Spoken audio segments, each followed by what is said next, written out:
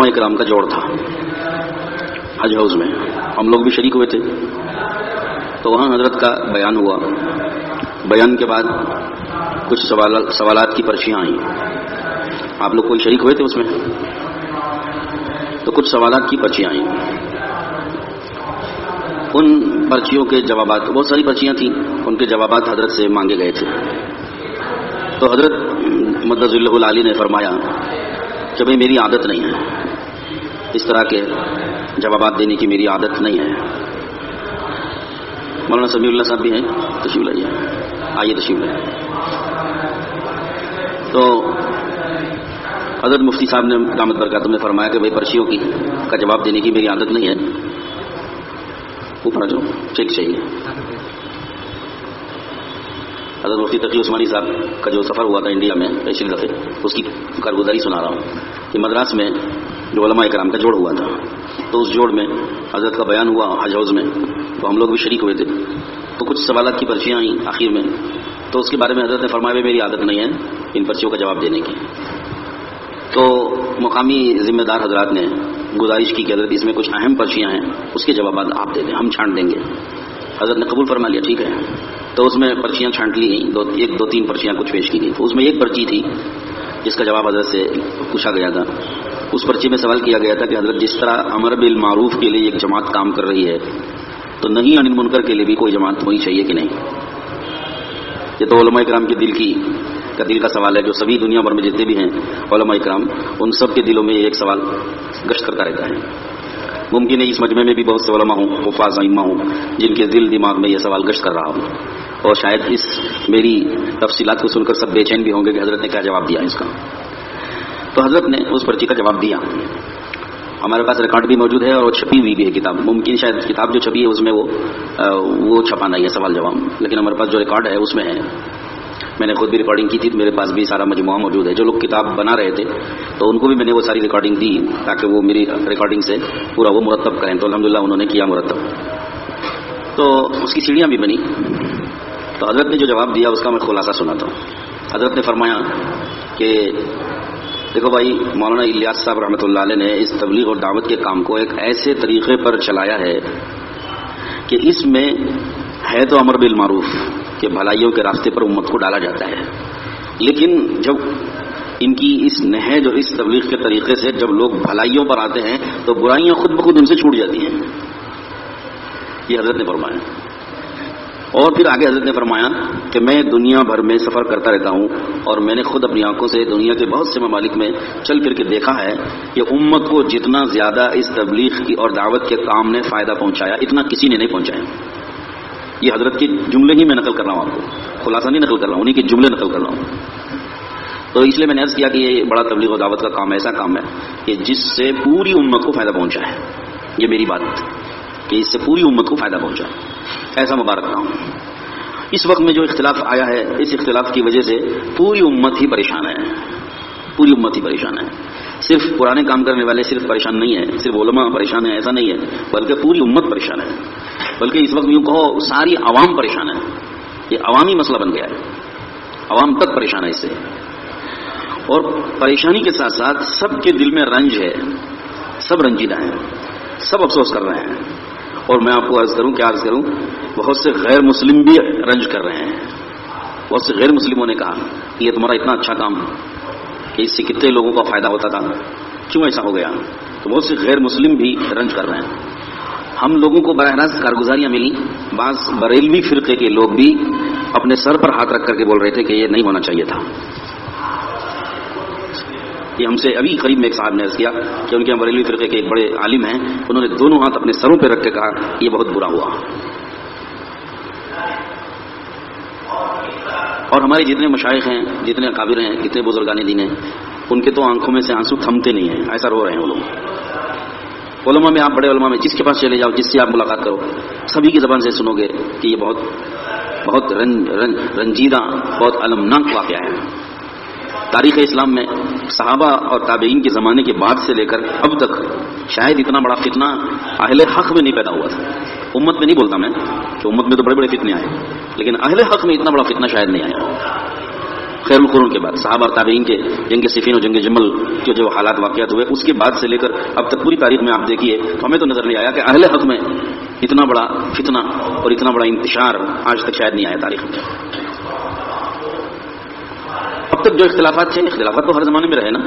آپ حضرات کو علماء ہیں، آپ کو تو بتانے کی ضرورت نہیں ہے، تاریخ کی آپ حضرات طالب علم ہیں، تاریخ میں تو بھرا ہوا ہے، امت میں تو اختلاف رہا ہے مستقل.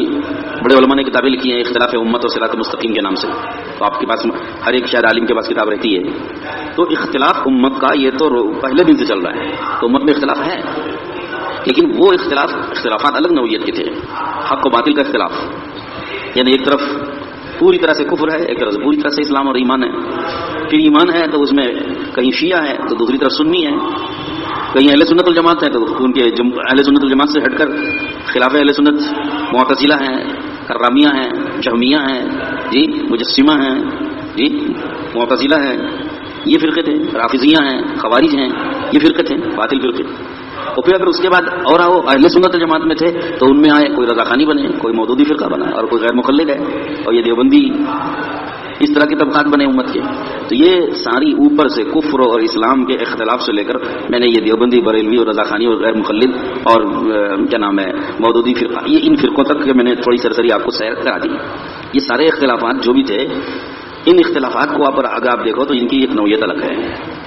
اور اب جو اختلاف تبلیغ میں آیا ہے سپریے تھے، بعض لوگ اس کو دارالعلوم دیوبند میں بھی اختلاف ہوا، اس کو بھی جوڑتے ہیں. مظاہر العلوم سہارنپور میں اختلاف ہوا، جامعۃ العلماء میں اختلاف ہوا، اس سے بھی جوڑتے ہیں. اور کہتے ہیں کہ تبلیغ میں بھی اختلاف ہوا، وہاں سب دو ہوئے، یہ بھی دو ہو جائیں گے. ہمارے بہت سے علماء تو یہی کہہ رہے ہیں کہ دیوبند کے دو حصے ہو گئے، کیا ہوا دیوبند دونوں چل رہا چلنے دو. مظاہر العلوم کے دو حصے ہو گئے، دونوں چل رہا چلنے دو. تو تبلیغ میں بھی دو حصے ہو گئے ہیں، یہ بھی دو بڑھیں گے، دونوں چلنے دو. یہ رائے بن گئی بہت سے حضرات. تو میرے دوستوں بھائیوں، پہلی بات تو یہ عرض میں کر دوں، یہ اختلاف کسی کو بھی پسند نہیں ہے. کیوں؟ یہ اختلاف اہل حق کے درمیان ہوا ہے، کہ اہل حق تھے سب، اہل حق کے درمیان میں اختلاف ہوا. بریلوی دیوبندی میں ہونا تھا تو وہ ہونا ہی ہے، تو دونوں مل کے ایک کیسے ہو جائیں گے؟ ظاہر ہے کہ وہ دونوں الگ الگ ہی رہیں گے نا نظریاتی اعتبار سے. ہاں ایک ہوں گے، اس کا پلیٹ فارم الگ ہے. جہاں ملی مسائل آئیں گے اور ملت کے مسئلے ہوں گے وہاں سب ایک ہو جائیں گے، دیوبندی بھی، بریلوی بھی، اور مودودی بھی، اور غیر مقلد بھی، یہ سب ایک ہو جائیں گے. اور جہاں اور کلمے کی بنیاد پر تھوڑا سا اتحاد ہوتا ہے، مسلم پرسن اللہ کا معاملہ آتا ہے تو یہ اوپر کا اور بڑا پلیٹ فارم ہوتا ہے، تو وہاں شیعہ اور سنی بھی الگ ایک ساتھ جڑ جاتے ہیں. اور بھی وہاں ان کو بھی بلا لیا جاتا ہے، بہرا فرقے والوں کو بلا لیا گیا، مہدوی فرقے والوں کو بھی بلا لیا گیا. پرسنل اللہ بورڈ کا معاملہ آیا مسلم کے نام پر تو وہاں ان کو بھی بلا لیا گیا. تو وہ ایک پلیٹ فارم الگ ہے. تو وہ اتحاد کے پلیٹ فارم الگ ہوتے ہیں اور اختلاف کے پلیٹ فارم الگ ہوتے ہیں. لیکن وہ سارے اختلافات کے باوجود ہم کہتے ہیں کہ دعوت و تبلیغ کی جماعت تو پوری کی پوری دیوبندی جماعت ہے نا. تو سب کے سب فکر دیوبند پر ہیں، سب کے سب مسلک اہل حق ہیں. تو ان میں اختلاف نہیں ہونا چاہیے تھا نا. وہ اختلاف تو نہ گزرے، وہ ہوگا، اسے ہم برداشت کریں گے، لیکن یہ اختلاف تو ہونا نہیں چاہیے تھا. اس کو ہم کیسے برداشت کریں؟ تو یہ اختلاف ہونا نہیں چاہیے تھا. تو ہم میں سے کسی کو بھی اختلاف پسند نہیں ہے. لیکن سوال یہ ہے کہ اب جب اختلاف ہو گیا ہے تو بہت سے لوگوں کی رائے ہے کہ بھئی یہ اختلاف ہو چکا، اس کو اسی طرح چلنے دو، یہ اب جڑے گا نہیں. بعض لوگوں کی رائے کہ نہیں صاحب یہ جوڑنا چاہیے. بعض لوگوں کی رائے یہ ہے کہ اس میں ایک صحیح ہے دوسرا غلط ہے. بعض لوگوں کی رائے یہ ہے کہ بھئی دونوں غلط ہیں. بعض لوگوں کی رائے یہ ہے کہ نہیں دونوں صحیح ہیں. اب کیا صحیح ہے، کیا غلط ہے، کیا ہونا چاہیے، کیا نہیں ہونا چاہیے، یہ فیصلہ کون کرے گا؟ رائے تو سب کی الگ الگ ہو گئی، فیصلہ کون کرے اور کیا فیصلہ کریں؟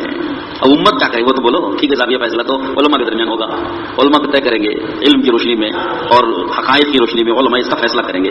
لیکن عوام کیا کرے وہ تو بولو. عوام کیا کرے؟ دونوں کے پیچھے چلے یا ایک کے پیچھے چلیں یا دونوں کے پیچھے نہ چلیں؟ اگر آپ بولتے ہو دونوں کے پیچھے نہ چلیں تو پھر تیسرا کیا راستہ ہے عوام کے لیے؟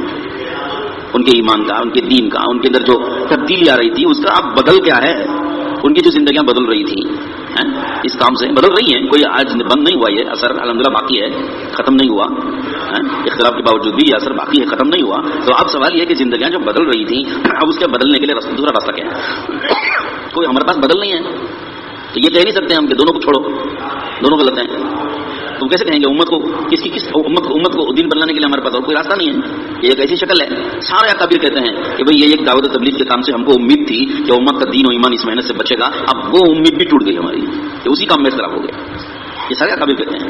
یعنی ہماری چونکہ بہت سے اکابر کے ساتھ مختلف عنوانات سے میٹنگیں، مشورے، نشستیں، مذاکرات، ملاقات ہوتی رہتی ہے، تو ہم نے یہ دیکھا، محسوس کیا کہ سارے اکابر کا یہ کہنا ہے کہ یہ دعوت و تبلیغ کا کام ایک ہماری امید کا ایک مرکز تھا کہ ہم تو اپنے اپنے میدانوں میں کام کر رہے ہیں، لیکن امت کے دین و ایمان کے تحفظ کے لیے گاؤں گاؤں، بستی بستی میں اگر کوئی شکل تھی، ہمارے پاس کوئی انتظام تھا، تو اس تبلیغ کے کام کا انتظام تھا. اس کے سوا ہمارے پاس کوئی دوسرا راستہ نہیں. یہ سارے اکابر کی رائے ہے. اب اگر ہم یہ کہتے ہیں کہ بھائی دونوں سے مت جڑو، تو پھر اس کا بدل کون ہے؟ پھر کی یہ رائے صحیح نہیں، دونوں سے تو نہ جڑنا یہ تو صحیح نہیں ہے. اب جڑنا تو دو شکل ہے، یا تو دونوں سے جڑو یا ایک سے جڑو. اب دونوں سے جڑتے ہیں تو سوال یہ ہے کہ یہاں تو حق و باطل کی لڑائی چل رہی ہے، تو پہلے حق کون ہے باطل کون ہے یہ تو طے کرو، پھر طے کرو کہ بھائی دونوں سے جڑ سکتے ہیں کہ نہیں جڑ سکتے. تو علماء کو تو چاہے، عوام کیا کرے گی؟ پریشان ہو جائے گی. دونوں سے جڑنے کو بولو تو عوام پریشان ہے. وہ ان سے جڑو تو یہ بلاتے ہیں ادھر، ان سے جڑتے ہیں تو یہ ادھر بلاتے ہیں. کدھر جائیں ہم ان سے جڑتے ہیں تو وہ ادھر بلاتے ہیں، کہتے ہیں وہ غلط ہیں. ہم ادھر جڑتے ہیں تو یہ بلاتے ہیں، کہتے ہیں کہ یہ لوگ غلط ہیں. اب عوام کو اب یہ رائے بھی نہیں دے سکتے کہ دونوں سے جڑ کے چلو، تو امت کو پریشان ہوگی، لڑائیاں ہوں گی، آپس میں جھگڑے ہوں گے. دونوں سے دو گھوڑوں کا سوار کبھی منزل میں نہیں پہنچ سکتا. دو کشتی کا سوار کیسے منزل پہ پہنچ جائے گا؟ تو پھر آپ کو لا محالہ یہی کہہ کر کے طے کرنا پڑے گا کہ بھائی کسی ایک سے جڑ کے کام کرو. یہی فیصلہ صحیح رہے گا. یہ آپ کو کرنا پڑے گا، میں نہیں سنا رہا ہوں آپ کو، فیصلہ آپ کو کرنا پڑے گا.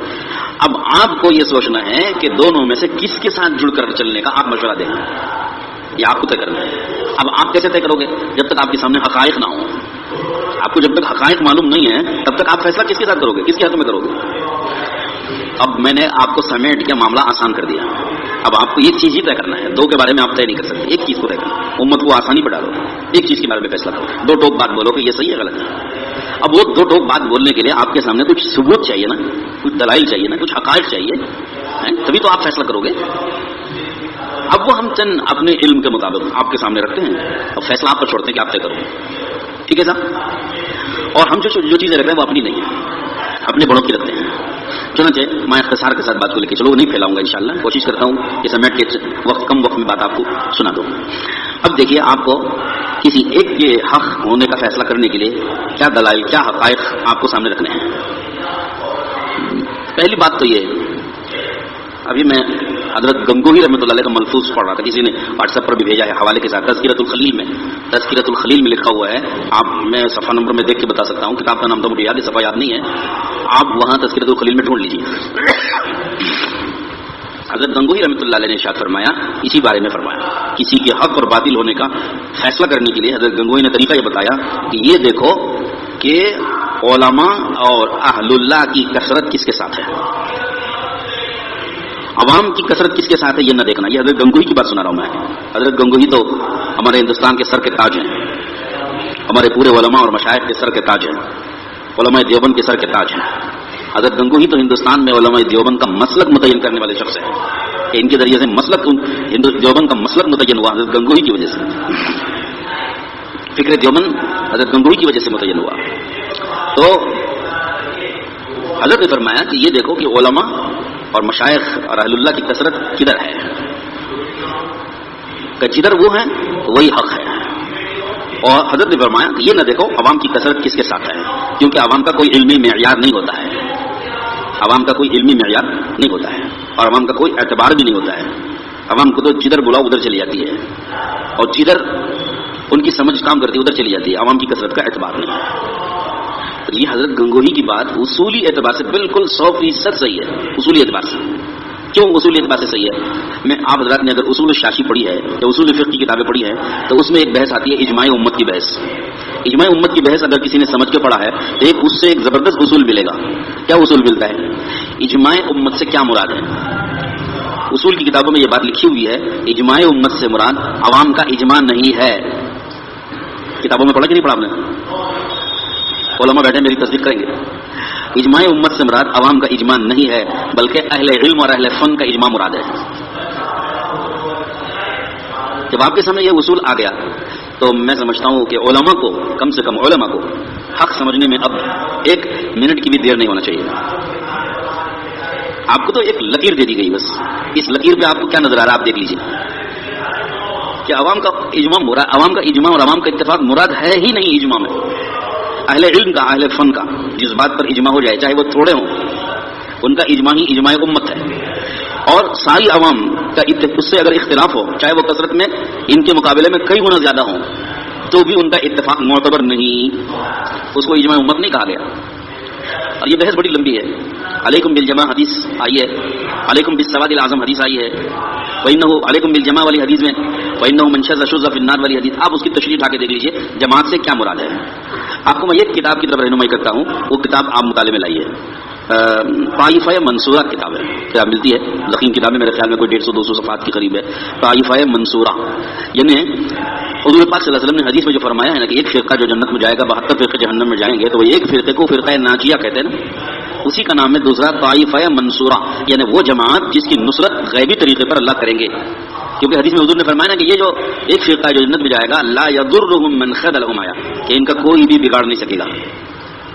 تو 72 کے مقابلے میں ایک کثرت ہے کہ قلت ہے؟ قلت ہے. اگر آپ کثرت کو سامنے لیتے ہیں تو پھر 72 کثرت میں ہے کہ ایک کثرت میں؟ کون حق پر ہے؟ تو قلت والے حق پر ہے. یہ نہیں ہے معیار کی کثرت اور قلت، عدد کا ہمارے کوئی اعتبار نہیں. تو طائفہ منصورہ کی پوری کتاب میں آپ دیکھ لیجیے گا، پوری آپ کو بات سمجھنے میں آسانی ہو جائے گی ہر زمانے میں. میں یہ بات اس لیے عرض کر رہا ہوں کہ اس وقت نظام الدین والوں کے ساتھ بھی علماء ہیں، ادھر بھی کچھ علماء ہیں، اور بڑے بڑے علماء بھی ہیں تھوڑے سے، اور بعض مشائخ بھی تھوڑا بہت ان کی تائید میں یا میلان میں جھکاؤ میں ہیں. اب آپ کو فیصلہ کرنے میں اس لیے پریشانی ہو رہی ہے، تو میں نے بھی آپ کو آسان کر دیا مسئلہ کہ اہل علماء اور مشائخ اہل اللہ کی کثرت کدھر ہے.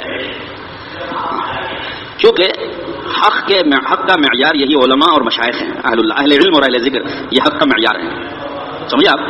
اب یہی حق کے معیار میں جب دو حصے ہو جائیں تو پھر یہاں پر اعتبار کریں گے کثرت و قلت کا. اس سے نیچے والے میں قلت و کثرت کا اعتبار نہیں ہے. اہل اللہ اور اہل علم میں کثرت و قلت کا اعتبار ہے. سمجھا آپ؟ کیونکہ یہ سب اہل حق ہیں، تو اہل حق یہی معیار حق ہیں، یہی معیار حق. ان میں اختلاف ہو جائے تو ان میں کثرت و قلت کا اعتبار ہے. کثرت و قلت کا اعتبار نہیں ہے، یہ قاعدہ مطلقاً نہیں ہے، یہ اصول مطلقاً نہیں ہے، بلکہ صرف یہیں تک ہے، عوام کی حد تک ہے، 72 فرقہ ایک فرقے کی حد تک ہے. لیکن جب اہل حق میں اختلاف واقع ہو جائے وہاں قلت و کثرت کا اعتبار ہے. یہ سمجھنا آسان ہوگا. اللہ ہمیں توفیق نصیب فرمائے. یہ میں نے بے بنیادی نقطے آپ کو عرض کر دیے علمی اعتبار سے. اب میں آپ کو حقائق سناتا ہوں کہ یہاں جو تبلیغ میں اختلاف ہوا، یہ اختلاف کس وجہ سے ہوا. اب جو بھی اختلاف ہوا ہے وہ ہے. اس اختلاف میں آپ کو فیصلہ کرنے کے لیے جو آسانی ہے میں نے وہ آپ کو بیان کر دی، لیکن ابھی آپ کی بے چینی ختم تو نہیں ہوئی. آپ چاہتے ہیں کہ یہ اختلاف کیا ہے یہ بھی ذرا سمجھا دو. اب فیصلہ کرنا ہم کو آسان ہو گیا کہ بھائی کدھر کے بارے میں فیصلہ کریں. اس وقت میں چلو میں وہ بھی نمٹا دیتا ہوں اس بات کو. اس وقت میں دو حصوں میں بٹے ہوئے، ایک مولانا سعد صاحب کے حمایتی ہیں، ایک شخصیت ہیں، اور دوسری طرف مولانا سعد صاحب کے ساتھ جتنے بھی شورا کے لوگ تھے وہ سب کے سب ایک طرف ہیں. ان کی جتنے بھی ذمہ داران ان کے ساتھ تھے، سب نہیں کہتا میں 90% ادھر ہیں. اب اگر آپ نہیں تسلیم کرتے میں 10-5% اور کم کر لیتا ہوں، 80% کر لیتا ہوں، کوئی حرج نہیں اس میں. تو 80% تو کم سے کم شورا کے ساتھ ہیں. پہلی سب کے ذمہ داران پورے دنیا کے اعتبار سے میں عرض کر رہا ہوں، پوری دنیا کے اعتبار سے، صرف بنگلور کے اعتبار سے نہیں کہہ رہا ہوں، پوری دنیا کے اعتبار سے کہہ رہا ہوں کہ پوری دنیا کے اعتبار سے پرانے پہلی سب کے ذمہ داران 80% ایک طرف ہیں اور مشکل سے کوئی 10 یا 20% ادھر ہیں. اب آپ کو یہ اہل حق کے سب اہل حق کا معیار تھے، تو اب ان میں کثرت ادھر ہے اور قلت ادھر ہے. اب آپ کو فیصلہ کرنے میں کیا پریشانی ہوئی. دوسری بات، علماء میں بھی آپ حضرات کو پتہ ہے علم کا معیار کون ہے. پوری دنیا میں علم کا معیار کون ہے. تفسیر ہو، حدیث ہو، جتنے بھی علوم و فنون ہیں ان میں ہمارا مرجع اور ہمارا مرکز اور ہم جس کو معیار سمجھتے ہیں علمی اعتبار سے وہ ہے دارالعلوم دیوبند یا علماء دیوبند. چلیے دارالعلوم میں نہ بھی ہوں تو پوری دنیا میں علماء دیوبند، فکر دیوبند پر رہنے والوں کو علماء دیوبند کہتے ہیں. فکر دیوبند کون ہے؟ حضرت مولانا علی میاں صاحب رحمۃ اللہ علیہ نے سبیل الرشاد میں غالباً کسی دستار بندی کے جلسے میں اس کی بڑی وضاحت کی تھی. اگر فکر دیوبند کا مطلب کیا ہے یا علماء دیوبند کا مطلب کیا ہے؟ علماء دیوبند کا مطلب یہ نہیں کہ جو دارالعلوم دیوبند میں ہے صرف وہی علماء دیوبند نہ، بلکہ فرمایا علماء دیوبند کا مطلب ہے کہ وہ سارے علماء جو دیوبند سے پڑے ہوئے ہوں یا دیوبند سے بالواسطہ بلا واسطہ متعلق ہوں یا مظاہر میں پڑے ہوئے یا ندوے میں پڑے ہوئے یا سبیل الرشاد میں پڑے ہوئے ہوں. یہ حضرت خود فرمائیں یہ سب علماء دیوبند ہیں کیونکہ سب کا فکر اور مسلک ایک ہے. فکر دیوبند پر متحد و متفق رہنے والے وہ سب کے سب علماء دیوبند ہیں، چاہے کسی ادارے سے فارغ ہوں اور دنیا کے چاہے کسی ملک میں رہتے ہوں، یہ سب علماء دیوبند کہلاتے ہیں. تو اس وقت معیار حق پوری دنیا میں علماء دیوبند ہیں. اب آپ ہی دیکھ لو علماء دیوبند کدھر ہیں. دارالعلوم دیوبند سمیت پوری دنیا کی علماء دیوبند، اس میں سے کچھ کو آپ مستثنا کر سکتے ہیں کہ تھوڑے علماء دیوبند ان کے ساتھ ہیں تو وہ ماننا پڑے گا. لیکن ادھر شورا والوں کی طرف علماء دیوبند کی کثرت ہے یا قلت ہے، یہ فیصلہ آپ کو کرنا ہے. اور آپ نہیں کر سکتے تو میں کر کے بتا رہا ہوں آپ کو. تجزیہ ہمارے پاس موجود ہے کہ علماء دیوبند کی بھی اکثریت یعنی 95% میں کہہ سکتا ہوں 95% پوری احتیاط کے ساتھ میں عرض کر رہا ہوں 95% علماء دیوبند پوری دنیا میں وہ سب شورا والوں کے ساتھ ہیں. مولانا صاحب کے حق میں نہیں ہے، پھر آپ کو فیصلہ کرنے میں کیا پریشانی ہو رہی ہے کہ کون حق ہے کون غیر حق ہے؟ فیصلہ کرنے میں کیا دقت ہے؟ پھر بھی کیوں پریشان ہیں اور دو رائے کیوں قائم کرتے ہیں؟ ایک رائے آپ کو واضح طور پر بتانی ہے امت کو پریشانی بھی نہیں ڈالنا ہے. ذمہ داری آپ علماء کی ہے کہ آپ فیصلہ کر کے امت کو ایک راستہ دو اور جو حق ہے وہ حق بتاؤ. ہاں دو راستے امت کو دیں گے تو امت نہیں چل پائے گی، امت آپس میں لڑائیاں کرے گی. آپ کو ایک راستہ امت کو دینا ہے اور جو حق ہے وہ حق پر بول رہا ہے. اگر آپ جو حق نہیں ہے اس کی اگر آپ تائید کریں گے تو پھر مداحنت ہوگی. اس وقت میں دوسرا جو طبقہ ہے مولانا صاحب کے حمایتیوں کا، اس کی تائید نہ کرنے کی وجہ کیا ہے؟ ہم کیوں نہیں کرتے ان کی تائید اور امت کو ان کے پیچھے جانے کیوں نہیں دیتے؟ ہم کیوں اس کو روا نہیں سمجھتے کہ امت ان کے پیچھے چلے؟ ہم کیوں نہیں برداشت کر رہے ہیں ان کے پیچھے چلنے کے لیے امت کو؟ ہم کیوں نہیں برداشت کر رہے ہیں؟ کیا وجہ ہے اس کی؟ ہے نا، بعض لوگوں کی رائے ہے، بعض علماء کی رائے ہے، ارے بھائی آپ غیر مقلدوں کو برداشت کر رہے ہو، رضاخانیوں کو برداشت کر رہے ہو، مودودیوں کو برداشت کر رہے ہو، تو ان کو بھی برداشت کرو تو کیا تکلیف ہو جائے گی آپ کو؟ یہ ایک عجیب مسئلہ ہے، عجیب. یہاں پر پھسل رہے ہیں لوگ، ہمارے علماء پھسل رہے ہیں اس منزل میں آ کے. دیکھو میری ایک بات آپ سنیے، میں اہل علم کے سامنے یہ بات عرض کر رہا ہوں، عوام سے نہیں عرض کر رہا. آپ فیصلہ کرو. ایک بات مجھے بتاؤ، یہ فرقے ہیں رضا خانی ہو، دیوبندی اور بریلوی، ان میں حق کون ہے باطل کون ہے اس کو سمجھنے میں امت کو کوئی پریشانی ہے ابھی؟ اہل حدیث اور دیوبند ان دونوں میں حق کون ہے باطل کون ہے اس کو سمجھنے میں آج امت کو کوئی پریشانی ہے؟ اور مودودی اور دیوبندی ان میں حق پر کون ہے باطل کون ہے اس کو سمجھنے میں آج امت کو کوئی پریشانی ہے؟ یہ تو وہ فرقے ہیں جو بن چکے ہیں، حق و باطل ان کا واضح ہو چکا. امت ان کے بارے میں فیصلہ کرنے میں پریشان نہیں ہے، امت کے سامنے واضح ہے کہ بھئی یہ غلط ہے یہ صحیح ہے. یہ جو اختلاف تبلیغ کا ہے اس میں جو ساتھ صاحب کی حمایتی اور جو شورا والی حمایت، ان میں آج بھی امت فیصلہ نہیں کر پا رہی کون حق ہے کون باطل ہے. یہاں اگر آپ اس کو بھی برداشت کرو گے تو امت اس کو حق سمجھ کر اس کے پیچھے لاکھوں لوگ چلے جائیں گے. کل ان کا راستہ جب باطل اور گمراہ قرار دیا جائے گا تو امت کو آپ واپس نہیں لا سکو گے. سمجھے آپ آج آپ نے چھوڑ دیا، برداشت کر لیا. جیسے آپ رضاخانی کو برداشت کر رہے ہیں، بریلوی کو برداشت کر رہے ہیں اور صاحب مودودی کو برداشت کر رہے ہیں، غیر مقلد کو برداشت، ان کو بھی برداشت کر لو تو ٹھیک ہے، سب برداشت کر لیں گے اور ان کے پیچھے جانے دیں گے تو لاکھوں کروڑوں لوگ چلے جائیں گے ان کے پیچھے. جیسا کہ آج دیکھ رہے ہیں آپ لوگ کتنے لوگ ان کے پیچھے اجتماعات میں آ رہے ہیں، تو لاکھوں لوگ اگر چلے گئے ان کے پیچھے اور کل یہ فیصلہ ہو چکا کہ یہ باطل فرقہ بن چکا ہے ان کے پیچھے جانے والے اور یہ ان کے عقائد پورے کے پورے باطل قرار پائے فیصلہ کر چکے، تو جو لوگ ان کے پیچھے جا چکے ہیں وہ واپس آنے والے نہیں ہیں، ان کا واپس آنا مشکل. تو کتنوں کو آپ نے ڈھکیل دیا اور ان سب کے ان کے پیچھے جانے کا سبب ذریعہ کون بنے؟ بولیے آپ. ہم بنے کہ ہم نے غفلت کی اور ہم نے برداشت کیا اور لوگوں کو ان کے پیچھے جانے ہم نے جو دیا نا اسی کا نقصان ہوا کہ آج ہمارے گھروں کے لوگ چلے گئے ان کے پیچھے، ہم ان کو واپس نہیں لا سک رہے ہیں. ہماری مسجد کے مصلی چلے گئے ان کے پیچھے، ہم ان کو آج واپس نہیں لا سکتے ہیں. ہمارے خاندان کے لوگ چلے گئے، ہم ان کو واپس نہیں لا سکتے ہیں. ہمارے بچے چلے جائیں گے اور ہم واپس نہیں لا سکیں گے. عقیدت کا اس وقت میں لبادہ ان لوگوں نے ایسا پہن رکھا ہے کہ آپ واپس نہیں بلا سکتے ہیں. اسی حالت ہے، بہت مشکل. اللہ ماشاء اللہ، اللہ ہدایت دے تو کچھ بعید نہیں ہے، لیکن ظاہری طور پہ حالات یہ بتاتے ہیں کہ اگر جو ان کے پیچھے چلا گیا اس کا واپس آنا مشکل ہے. تو آپ کیسے برداشت کرو گے؟ اس وقت میں ہی اگر آپ واضح نہیں کرو گے کہ یہ حق ہے اور یہ باطل ہے، اس کے پیچھے جانا چاہیے، اس کے پیچھے نہیں جانا چاہیے، یہ اگر آپ آج واضح نہیں کرو گے اور برداشت کر لو گے ان کو بھی اور ان کے پیچھے چلنے کو بھی آپ روا اور درست ٹھہرا ہو گئے تو جو لوگ ان کے پیچھے چلے جائیں گے ان کو آپ کل واپس نہیں لا سکو گے. یہ ہے جو ہمارے لیے لمحہ فکریہ، یہ لمحہ فکریہ ہے. اب آپ سوچ رہے ہوں گے کہ بھائی ان کے پیچھے جانا باطل کیوں ہے، یہ تو بتاؤ. ان کے پیچھے جانے کیوں نہیں لے رہے ہیں، کیوں نہیں ان کو برداشت کر رہے ہیں ہم؟ وہ کیوں باطل ہے، کیوں غلط ہے؟ اس کو سمجھانے کے لیے واقعی لمبا وقت چاہیے. لیکن میں آپ کو علماء ہیں، اہل علم ہیں، کچھ حفاظ بھی ہیں بہت سارے، اور حفاظ بھی انشاءاللہ بات سمجھتے ہیں، اگرچہ کہ عالم نہیں ہے لیکن بات تو سمجھتے ہیں. تو میں سمجھنے کی بات عرض کرتا ہوں آپ سے. حضرت مولانا ابراہیم دیولہ صاحب دامت برکاتہم، ان کا ایک خط ہے جو انہوں نے مولانا صاحب کے نام لکھا تھا اور اس میں اختلاف کی وجہ بیان کی تھی کہ ہم آپ سے کیوں اختلاف کر رہے ہیں اور کیوں ہم آپ سے علیحدہ ہو رہے ہیں اور کیوں ہم آپ سے مجبوراً نظام الدین چھوڑ کے ہم کیوں جا رہے ہیں. اس کی ساری وجوہات بیان کرنے کے لیے یہ خط حضرت نے لکھا تھا. آپ میں سے کتنوں نے وہ خط پڑھا ہے؟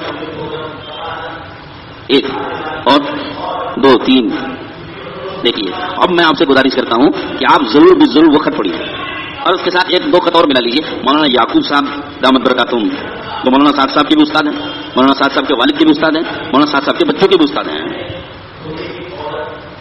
مولانا یعقوب صاحب اور مولانا ابراہیم صاحب بھی استاد ہیں، یہ دونوں استاد ہیں برابر کے. ان کا بھی آپ خط پڑھیے، ان دونوں حضرات کا خط بطور خاص پڑھیے. اس کے ساتھ ایک تیسری تحریر میں پڑھنے کی آپ کو گزارش کرتا ہوں کہ آپ یاد رکھیں گے، چاہے تو آپ اپنی جگہ نوٹ کر لیجیے کیا کرنا ہے ہم کو. تیسری تحریر ہے دارالعلوم دیوبند کے موقف اور فتوے کے ساتھ لگی ہوئی ایک تحریر جو دارالعلوم دیوبند کے لیٹر ہیڈ پہ ایک صفحے میں آئی ہے، 31 جنوری کی تحریر. تاریخ آپ نوٹ کر کے رکھیے. 31 جنوری کا خط دارالعلوم دیوبند نے جو ایک صفحے کا لکھا ہے وہ یہ بھی آپ پڑھیں. یہ 3 چیزیں آپ پڑھیے تو آپ کو پوری طرح سے سمجھ میں آ جائے گا یہ اختلاف کیا ہے. پوری طرح سمجھ میں آ جائے گا. 3 چیزیں پڑھیے آپ، بس کچھ نہ پڑھیے تو کم سے کم یہ 3 چیزیں پڑھ لیجیے. ایک مولانا ابراہیم صاحب کا خط، دوسرے مولانا یعقوب صاحب کا خط، تیسرے دارالعلوم دیوبند کے خط 31 جنوری والا، 31 جنوری 2018 اسی سال کا 2018. ابھی دسمبر ہے، پورا ایک سال ختم ہونے جا رہا ہے. 31 جنوری کو لکھا تھا، ایک سال ہونے جا رہا ہے. یہ 3 چیزیں اگر آپ پڑھ لیں گے تو آپ کو پوری طرح سمجھ میں آ جائے گا کہ مولانا سعد صاحب کا جو رخ ہے وہ غلط اور باطل کیوں ہے. انہی تینوں کا خط سامنے رکھ کر کے میں آپ کو خلاصہ سنا دیتا ہوں. خلاصہ تو آپ سن لیجئے، مگر ان 3 تحریروں کو پڑھنے سے یہ کفایت نہیں ہوگی، اسے آپ ضرور پڑھیں، دستیاب ہو جائے گا. یہاں میرے پاس بھی ہے ایک کتابچہ میرے پاس ہے. میں اس کی چاہے فوٹو کھینچ کر کے کسی ایک کو دے دیتا ہوں. مولانا کس کو دوں؟ آپ 1-2 افراد کو میں دے دیتا ہوں. تینوں تحریریں آپ اس کو دیکھ لیجیے اور پھر آپس میں آپ اسے زیروکس کر کے دے دیجیے، وہ پڑھ لیجیے تو آپ کو سمجھ میں آ جائے گا کہ مولانا سعد صاحب کے بارے میں غلط ہونے کا اور ان کا راستہ غلط ہونے کا فیصلہ کیوں کیا جا رہا ہے. اس میں آپ کو سمجھ میں آ جائے گا.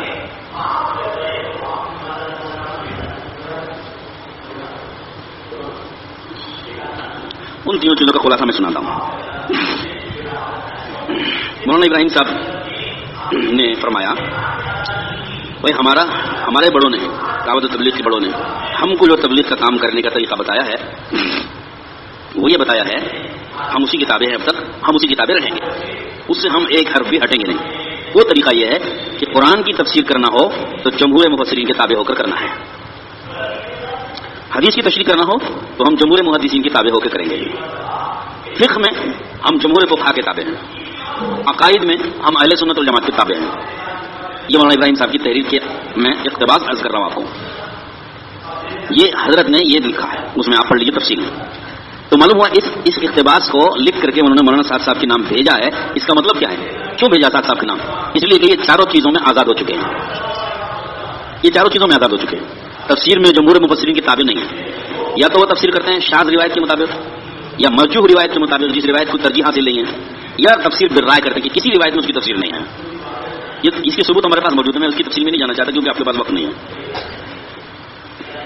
تفسیر کرتے ہیں جمہور کے خلاف، شاذ روایت کے مطابق، مرجوح روایت کے مطابق یا تفسیر بالرائے. کوئی روایت ہی نہیں ہے اس کی، کسی تفسیر میں ویسی تفسیر نہیں ہے، اپنی تفسیر کرتے ہیں منمانی.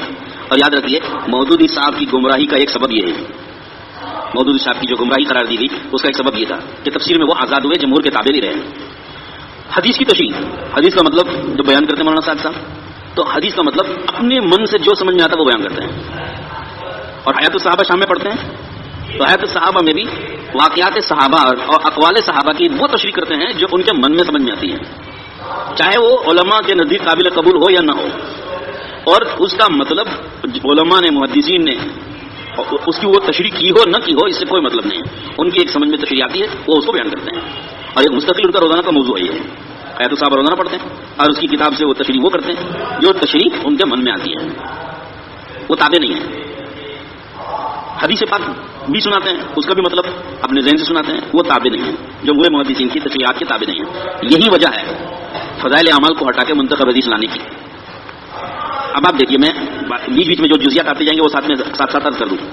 فضائل اعمال اور منتخب حدیث کا موازنہ جب کریں گے تو کیوں ہم فضائل اعمال کو ترجیح دیتے ہیں، کیوں منتخب حدیث کو اختیار نہیں کرتے، ہم پسند نہیں کرتے؟ وجہ کیا ہے؟ بہت باریک باتیں علماء کو سمجھنا چاہیے. توجہ دیجیے میری بات پہ.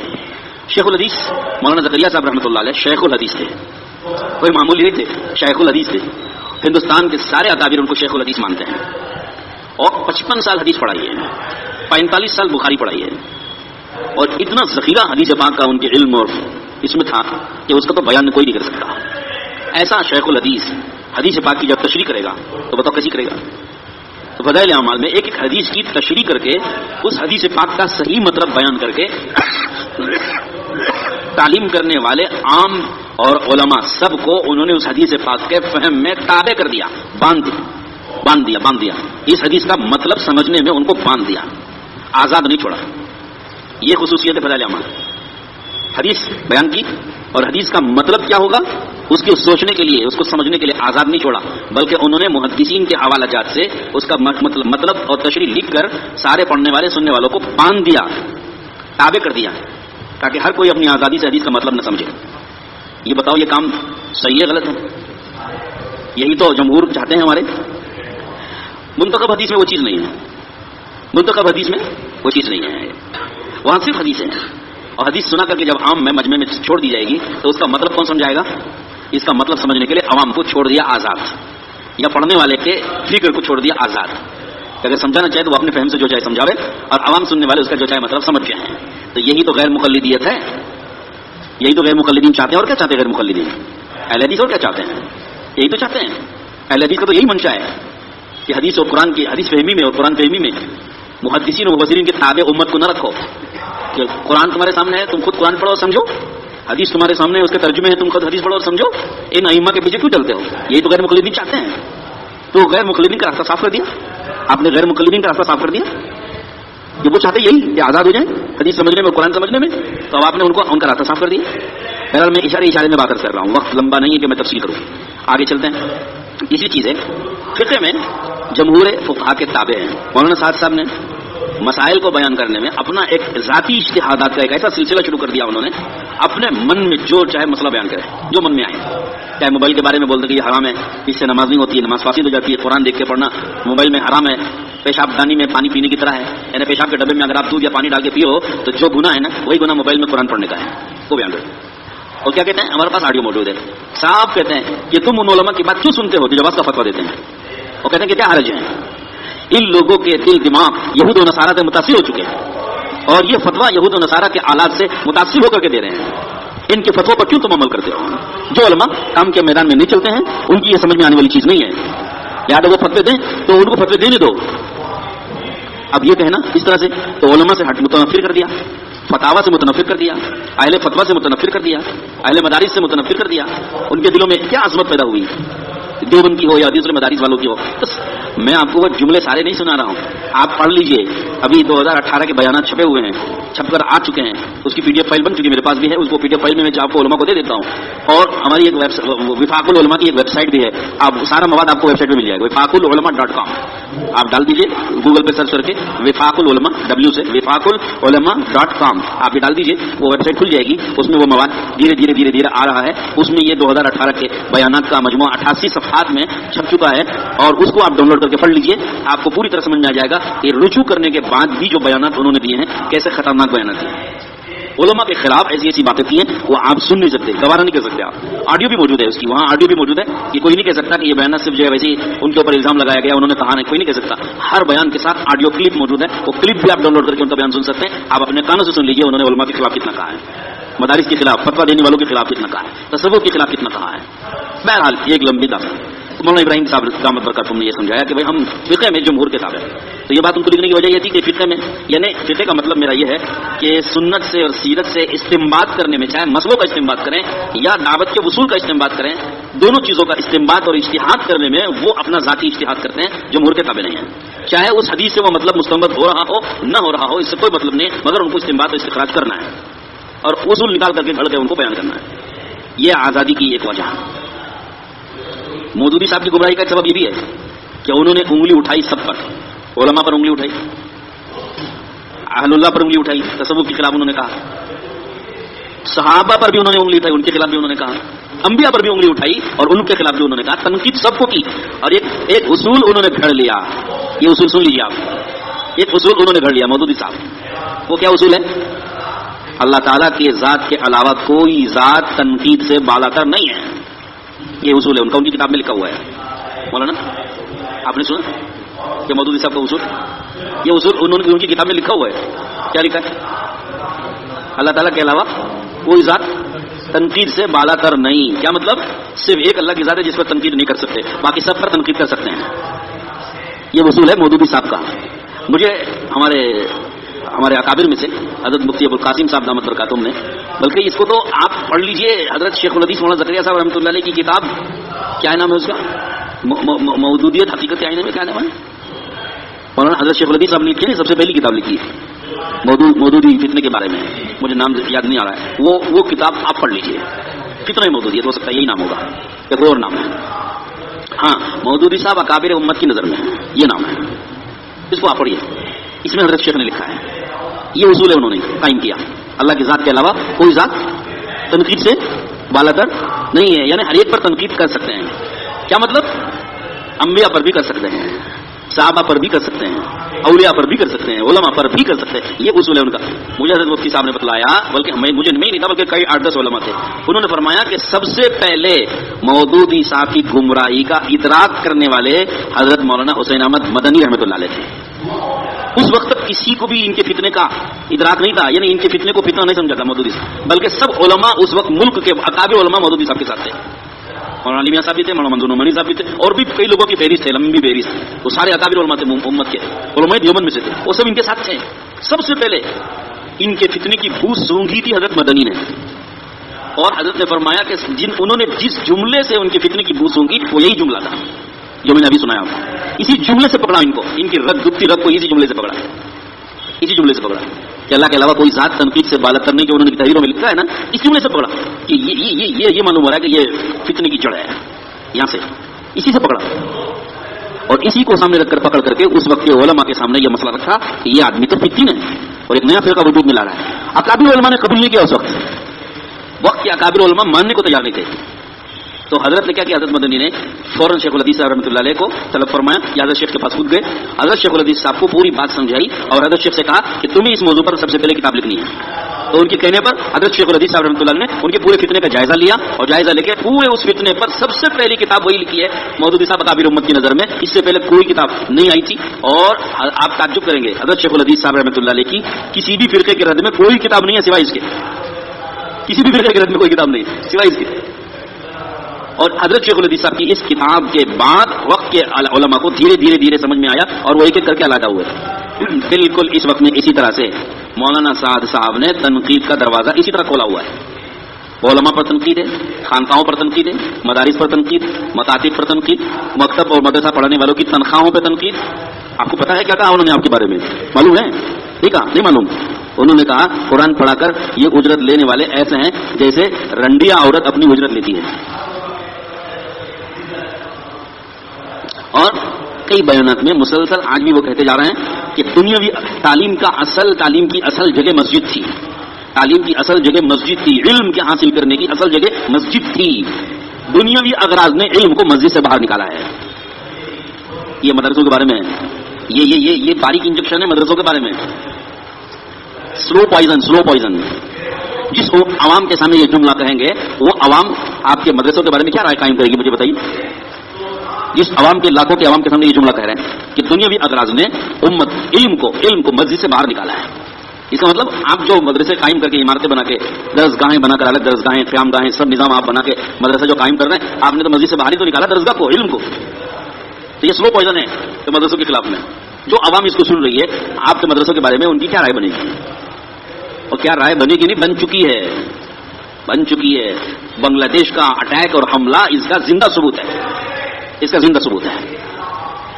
बांग्लादेश में जो हमला हुआ है ना, जो उलमा पर और तलबा पर जो अटैक हुआ है, मुनज़्ज़म तरीके से हमला किया गया। बड़ी तफसील है उसकी। अभी बांग्लादेश के उलमा किराम ने सबने दस्तखतों के साथ कल ही की तारीख में, कल शाम को उलमाए बांग्लादेश ने दस्तखत, बड़े उलमा ने दस्तखतों के साथ 4 सफ़हात पर बांग्लादेश के उस मैदान में किस तरीके पर हमला हुआ उसकी पूरे हक़ाइक़ तफसील से लिखकर दस्तखतों के साथ शाया किए हैं। 4 सफ़हात पर वो मज़मून कल ही शाम आया हुआ है, व्हाट्सएप पर फैल चुका, आप उसको पढ़ लीजिए। पढ़ करके आप फैसला कीजिए कि मौलाना साद साहब की इन बातों की वजह से उन अवाम में उलमा और तलबा और मदारिस के खिलाफ में क्या जहर पैदा हो रहा है, आप सोच लीजिए। फिर ये तो उलमा पर तनकीद, मौलाना साद साहब की उलमा पर तनकीद, इल्म वालों पर तनकीद, मदारिस वालों पर, मकाती वालों पर तनकीद और तनख्वाहें लेने वालों पर तनकीद। इससे आगे बढ़कर सहाबा पर भी तनकीद की इन्होंने। फिर आगे बढ़कर मैं कहता हूं अंबिया पर तनकीद की है। मौलाना वली रहमानी साहब दामत बरकतुहुम बेंगलोर तशरीफ लाए थे अभी, कल ही मंगल के रोज गालिबन नशिस्त हुई थी उनके साथ। मंगल के रोज हमारे चंद उलमा इकराम उनके पास गए थे मुलाकात के लिए। उन्होंने वापस आके कारगुजारी सुनाई। मौलाना मुफ्ती असलम साहब, मौलाना अकबर शरीफ साहब, मुफ्ती शमसुद्दीन साहब और मौलाना शब्बीर साहब, ये सब उलमा इकराम मौलाना वली रहमानी साहब से मुलाकात की उन्होंने। और मुलाकात ही से सीधे वापस आए, वहीं हम बैठे थे, कारगुजारी पूछी गई कि क्या हुआ, तो उन्होंने कारगुजारी सुनाई और उसमें हजरत के सामने ये लाया गया कि मौलाना साहब ने ऐसे ऐसे तनकीदें की हैं उलमा पर, मदारिस पर, सहाबा पर, अंबिया पर। इतना कहना था। मौलाना वली रहमानी साहब ने क्या फरमाया मालूम? अरे आप क्या उलमा की और क्या सहाबा की बात करती हैं, इन्होंने खुदा को भी नहीं बख्शा है। ये खुद मौलाना वली रहमानी साहब ने अर्ज किया कि आप क्या उलमा की और क्या सहाबा की बात करते हो, ये इन्होंने तो खुदा को भी नहीं छोड़ा। मालूम है आपको? انہوں نے کہا نا بیان میں، ہدایت اللہ کے ہاتھ میں اگر ہوتی، ہدایت اگر اللہ کے ہاتھ میں ہوتی تو ہم اللہ تعالیٰ ہدایت کے لیے محنت کے لیے نبیوں کو کیوں بھیجتا؟ کیا مطلب اس کا؟ اچھا یہ جملہ مزے کی بات یہ کہ یہ جملہ میں نے اپنے کانوں سے سنا ہے، کیونکہ میں اس وقت نظام الدین میں موجود تھا، روانگی کے بیان میں یہ جملہ کہا اور میرے پاس اللہ کے فضل سے ریکارڈ موجود ہے، آپ کو سنا سکتا ہوں جی۔ پوچھنے والوں کو تو بتا دیا نا انہوں نے، پوچھنے والوں کو تو بوریا بستر گول کر دیا، کہا اگر پوچھنا ہے یہاں رہنا ہے تو ہم جو کہیں گے وہ کرنا ہے، اور ہم جو کہتے ہیں اس کے خلاف پوچھنا نہیں، پوچھتے ہیں تو آپ کو چلنا ہے، صاف صاف کہہ دیا بلا کر کے، صاف صاف کہہ دیا، ہمیں معلوم ہے فردن فردن معلوم ہے کہ کس کو کیا کیا بات انہوں نے بلا کے کہی تھی، ہم کو فردن فردن معلوم ہے الحمدللہ، اندھے نہیں ہیں، واٹس ایپ کے مرید ہم نہیں ہیں، براہ راست سب سن چکے ہیں، ہم موجود تھے نا۔ کسی کو دھمکی دی باہر سے، کسی کو بلا کر براہ راست دھمکی دی، کسی کو یہاں اندر سے آدمی بھیج کر کہلوایا، کسی کو ویسے ہی پریشان کیا، تنگ کیا تاکہ چلے جائیں خود، مختلف کہانیاں ہیں بڑی لمبی، اس کو کھولیے مت۔ بہرحال ان سب لوگوں کو باہر نکلوایا کسی طرح جو ان کی باتوں پر گرفت کر سکتے ہیں، سمجھا کہ 18 سال تھک گئے۔ میں عینی شاہد ہوں کسی کا سنی سنا ہے، میں آنکھوں سے گواہ ہوں ان مجلسوں کا جن مجلسوں میں ان حضرات اکابر نے مولانا سعد صاحب کو بٹھا کے سمجھایا، کمرہ بند کر کے، مشورے والے جب مشورے سے چلے جاتے سب کو مشورے کہتے تھے بھائی مشورہ ختم ہو گیا سب چلو، سب لوگ چلے جاتے، دروازہ لاک کر لیا جاتا تھا، گھنٹوں بیٹھتے تھے یہ حضرات اکابر سعد صاحب کے ساتھ بیٹھ کر کے، یہ جو باتیں آپ بول رہے ہیں یہ غلط ہے، اس سے رجوع کیجیے۔ انہوں نے مانی نہیں کسی کی، سب کو میں ایک کم سے کم 10-12 اکابر کے نام لے سکتا ہوں جن کی زبان سے یہ نکلا کہ بھائی یہ مانتا نہیں ہے، کہ یہ مانتا نہیں ہے، تو مانتے کسی کی نہیں ہے، وہ سمجھا کہ تھک گئے، برداشت کیا 18 سال، یہ ان کا کمال ہے، یہ ان کے صبر کا کمال ہے کہ 18 سال انہوں نے برداشت کیا۔ جب برداشت کا پیمانہ لبریز ہوگا اور یہ سوچ لیا کہ صاحب اب یہاں ہم رہیں گے تو امت کو ہم کیا جواب دیں گے اور اللہ کو کیا جواب دیں گے قیامت میں، تو اس ڈر سے کہ ہم دنیا سے چلے جائیں گے اسی حال میں تو امت نہیں سمجھ پائے گی، امت کو ان کے حوالے کر کے گئے تو ہم امت کو اللہ کے یہاں جواب دینا پڑے گا، ہم کو اللہ پوچھے گا ہم سے کہ تم تبلیغ والوں کو کس کے حوالے کر کے آئے، تو ہم اللہ کے یہاں جواب دہی کے خوف سے ہم مجبوراً چھوڑ کے نظام الدین الگ ہو گئے اور کہا ہم اس آدمی کے پیچھے تو امت کو ہم چلنے نہیں دیں گے، ورنہ ہم کو اللہ کے یہاں جواب دینا پڑے گا۔ اللہ کے یہاں مولانا ابراہیم صاحب نے یہ جملہ لکھا ہے، مولانا یعقوب صاحب نے بھی لکھا ہے کہ اللہ کے یہاں جواب دہی کے خوف سے ہم یہ بات آپ کو واضح کر رہے ہیں اور ہم نظام الدین چھوڑ رہے ہیں۔ تو یہ ان کی وجوہات ہیں جس کی بنا پر ہمارے اکابر ان کے پیچھے چلنے کو امت کو گوارا نہیں کر رہے ہیں اور ان کو برداشت اس وقت نہیں کرنا چاہتے ہیں۔ فیصلہ آپ کیجیے، آپ کیا کریں گے بتائیے، یہ تو ہمارے اکابر نے کیا، اب آپ طے کیجیے آپ کیا کریں گے۔ آپ اگر یہی کرتے ہیں جو اکابر نے کیا ہے تو پھر آپ اکابر کے ساتھ ہیں اور اکابر آپ کے ساتھ ہیں، اور اگر آپ یہ فیصلہ نہیں کرتے ہو، آپ اپنا فیصلہ کرتے تو پھر آپ کے ساتھ اکابر نہیں ہے اور آپ اکابر کے ساتھ نہیں ہیں۔ آپ فیصلہ کیجیے کیا کرنا ہے۔ اب یہ تو میں نے خطوط کا خلاصہ سنایا، علماء دیوبند نے جو 31 جنوری کا جو خط ہے دیوبند کا، دارالعلوم دیوبند، اس خط میں کیا لکھا ہے اس کا خلاصہ سناتا ہوں۔ ہمارے علماء دیوبند نے فرمایا کہ بھائی ان کے پورے طرز عمل سے مجموعی طور پر یہ سمجھ میں آ رہا ہے کہ یہ ایک الگ جماعت بنانے کی فکر میں ہے۔ سمجھا آپ میری بات؟ دیوبند نے 31 جنوری کے خط میں جو اندیشہ ظاہر کیا وہ یہ ہے کہ یہ ایک جمہور علماء سے، اہل سنت الجماعت سے ہٹ کر ایک الگ جماعت بنانے کے در پہ ہیں۔ خطرہ یہ ہے کہ یہ ایک آگے چل کر کے ایک مستقل فرقہ بن جائے گا اور یہ فرقہ جمہور اہل سنت الجماعت سے ہٹا ہوا ہوگا، اسلاف کے طریقے سے بھی الگ ہوگا۔ یہ اندیشہ ظاہر کیا ہے اس خط میں۔ خط پورا آپ پڑھ لیجئے، ہم دے دیں گے، مضمون پورا آپ پڑھ لیجئے۔ اب آپ فیصلہ کیجئے کہ عوام کو آپ ان کے پیچھے چلنا گوارا کریں گے، اور اگر آپ گوارا کریں گے تو جو لاکھوں کی تعداد میں جو ان کے پیچھے جا چکے ہوں گے ان کو آپ واپس لا سکو گے۔ عقیدت کی انتہا اس وقت اتنی ہو چکی ہے، ان کے پیچھے ماننے والوں کی، ان کے پیچھے چلنے والوں کی انتہا اندھی عقیدت۔ مولانا الیاس رحمۃ اللہ علیہ کا ملفوظ بھی ایک سنا دیتا ہوں آپ کو۔ حضرت مولانا الیاس صاحب رحمۃ اللہ علیہ نے فرمایا ہے کہ جب کسی شخص کو نبی کا درجہ دے دیا جائے اور اس کی باتوں کو کلام اللہ کا درجہ دے دیا جائے تو میرے نزدیک یہ تحریت ہے، یہ ملفوظ ہے، چھپا ہوا ہے۔ جب کسی شخص کو نبی کا درجہ دے دیا جائے اور یعنی اللہ رسول کا، جب کسی شخص کو اللہ رسول کا درجہ دے دیا جائے اور اس کے کلام کو کلام اللہ کا درجہ دے دیا جائے تو میرے نزدیک یہ تحریت ہے۔ اب آپ مجھے بتاؤ یہ صورت ہو چکی نہیں ہو چکی؟ ان کے ماننے والوں کی یہ صورت ہو چکی۔